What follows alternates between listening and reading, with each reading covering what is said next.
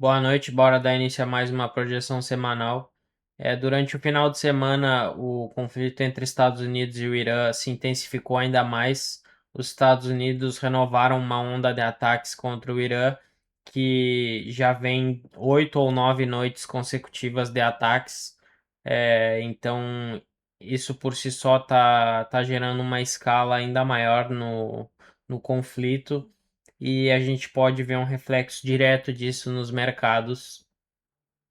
É, e semana passada a gente teve dados de inflação dos Estados Unidos, que foram dados bem importantes, que mostraram um alívio na inflação americana, um alívio bem acima das expectativas ainda, que de certa forma trouxe um alívio no curto prazo para o Fed, principalmente, não trazer uma alta nos juros já nessa reunião de julho. A gente pode ver depois na CME que a precificação da taxa de juros ela aumentou bem mais para uma alteração dos juros, que a expectativa de uma alta nos juros já na reunião de julho vinha crescendo cada vez mais e esses dados da inflação acabaram trazendo um grande alívio. Só que agora o mercado ele está em divergência, porque os dados da inflação mostraram arrefecimento, mas a geopolítica começou a ganhar bem mais força. A gente vai ver o reflexo disso nos preços do petróleo e a gente sabe como o petróleo ele reflete muito na inflação e como a expectativa da inflação impacta diretamente na expectativa de juros. A gente também teve dados de vendas no varejo e o consumo americano ele ainda segue resiliente. A gente teve dados de produção industrial levemente abaixo, nada muito extravagante. A gente teve dados de inflação na zona do euro. E essa semana a gente é uma semana bem morna em relação a dados macroeconômicos na economia dos Estados Unidos. A gente tem dados da inflação de vários países da zona do euro, como Alemanha, Reino Unido. A gente tem dados da inflação também no Japão. E os principais dados para a economia dos Estados Unidos vão ser os PMIs na sexta, mas a gente sabe que são os PMIs da S&P Global, que eles não são tão relevantes assim para o mercado como da instituição ISM, mas eles já nos trazem uma perspectiva de como tá os setores dentro da economia norte-americana.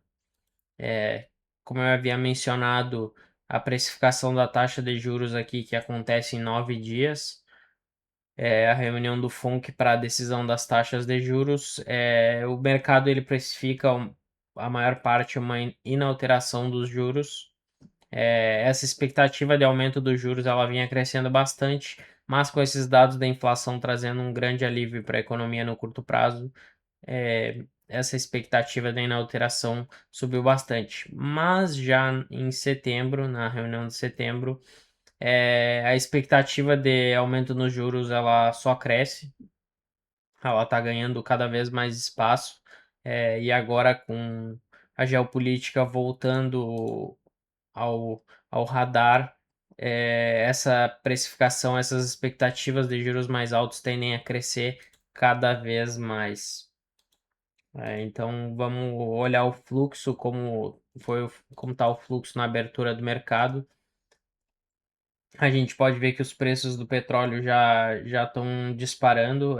O Brent já está batendo US$ 90, o CL1 já está na casa dos US$ 84, metais já estão sofrendo uma pressão, juros estão em divergência, os juros de curto e médio prazo já estão em alta e os juros de longo prazo, por enquanto, estão em baixa, mas é uma queda bem insignificante perto da alta que está os juros de 2 anos. Renda variável já está derretendo no mercado futuro, então a gente pode como é uma semana mais morna em dados econômicos, a geopolítica vai ganhar bastante força. É outra coisa relevante também que a gente teve o resultado dos principais bancos dos Estados Unidos na semana passada e eles trouxeram resultados acima das expectativas. Então, isso de certa forma traz um otimismo para a renda variável. Bom, com base nesse contexto, o dólar ele tende a ganhar mais força, como o petróleo ele já vem subindo, as expectativas de reaceleração inflacionária começam a ganhar mais força e o dólar ele já vinha num movimento de alta. A gente estava esperando uma correção mais profunda dele e os dados da inflação que trouxeram arrefecimento, eles estimularam o dólar a fazer essa correção e agora ele está dentro desse canal e ele já fez o pullback nessa região. O preço já fez o pullback dentro desse range de H1, já está numa zona de demanda, então o preço pode sim dar continuidade a esse movimento de alta a partir a partir desse movimento. Tendo ele já capturado essa liquidez aqui, ele fez um sweep e está numa região bem interessante aqui.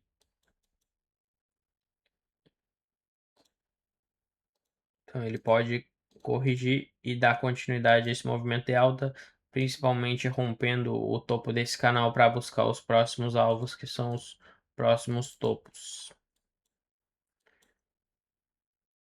Mas existe uma possibilidade também de o dólar corrigir um pouco mais para dar continuidade a esse movimento de alta, porque a expectativa é de alta, com base em todo o contexto e no cenário e a pressão na inflação, principalmente agora no curto prazo, dar continuidade a esse movimento de alta no dólar. Se a gente espera um movimento de alta para o dólar, a gente pode esperar um movimento de queda para as moedas emergentes. E o euro, ele tem euro USD, uma correlação negativa com o dólar. Dentro desse range, ele também já atingiu o nível de 50%. Ele também está fazendo, está num canal corretivo. E ele pode vir a romper esse canal e dar continuidade a esse movimento de baixa. Ou corrigir um pouco mais até essa região da 70 da OTE. Ficaria bem mais interessante. Mas dependendo da força do petróleo e dos títulos, pode ser que esse cenário não se concretize. Então, rompendo, perdendo o fundo do canal aqui, já dá para pensar em dar continuidade a esse movimento de queda.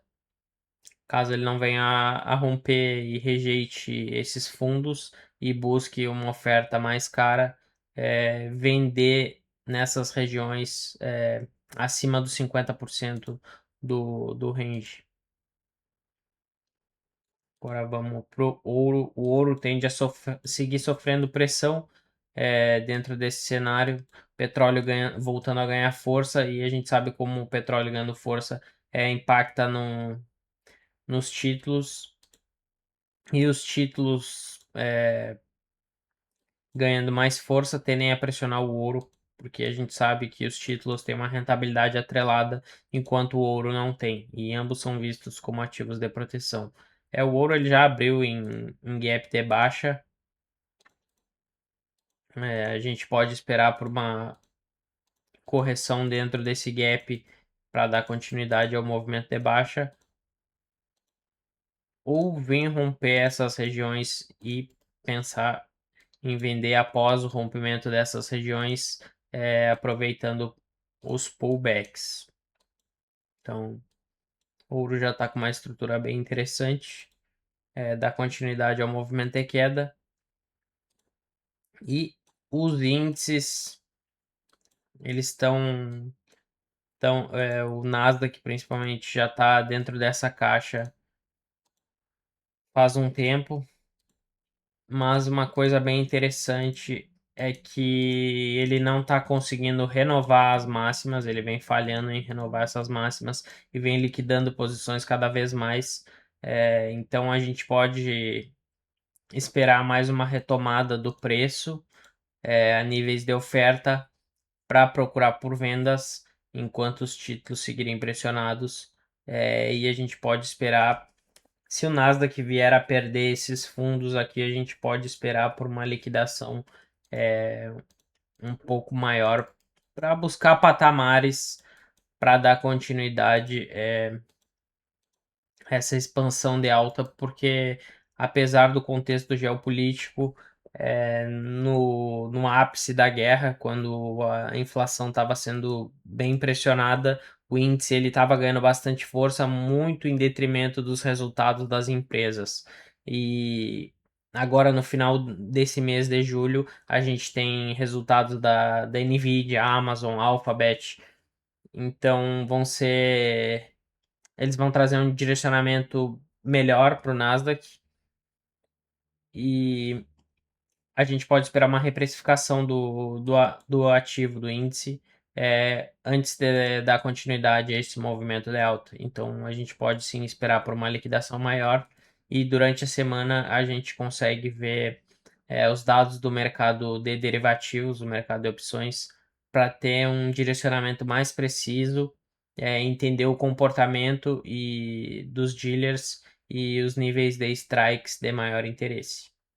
Então, vamos ver como que o mercado vai se comportar amanhã na segunda-feira.